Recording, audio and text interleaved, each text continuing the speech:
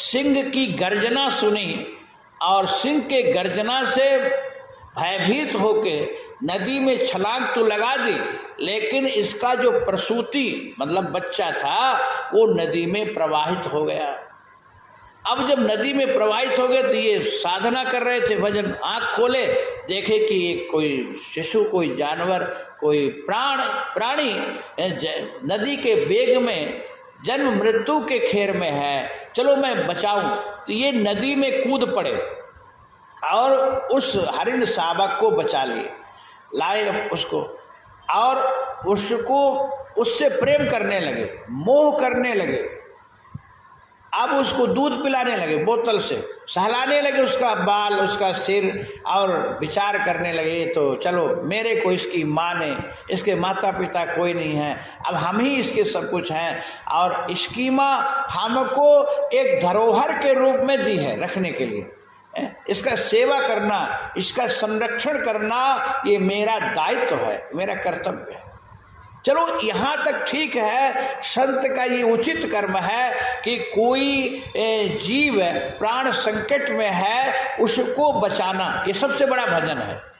ये संत भर नहीं, कोई भी हो बचा ले उसको, ये सबसे बड़ा भजन है।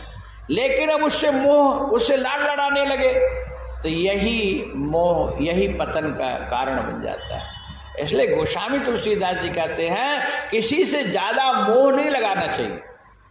बोले क्यों? बोले मोह सकल व्याधिन कर मूला, अतिन ते उपजहि बहुशूला।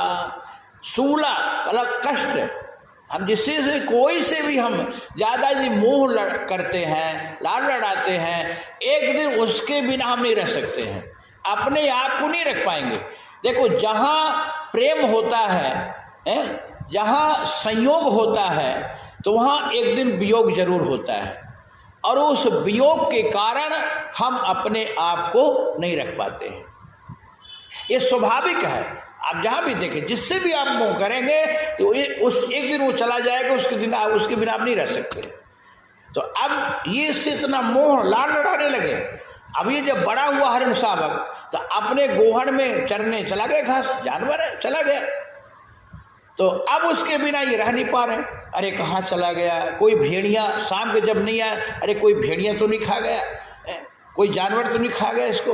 अब चंद्रमा में देखने लगे, हे चंद्रमा तो शीतलता है, श्यामलता है, हो सकता तेरे पे पैर रखे गया हो, दे दे। वो उसकी माँ धरोहर के रूप में हमको दी है, दे दे।